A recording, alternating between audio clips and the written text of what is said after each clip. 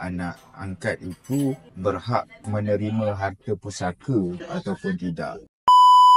Anak angkat bukan termasuk di dalam ahli waris. Maka pada saat itu, kalau soalan berhak ataupun tidak harta pusaka tersebut, maka pada saat itu jawapan saya, anak angkat tidak berhak untuk mendapat harta pusaka. Saya berikan contoh. Katalah seorang ayah ni dia ambil anak angkat dan ayah ini meninggal.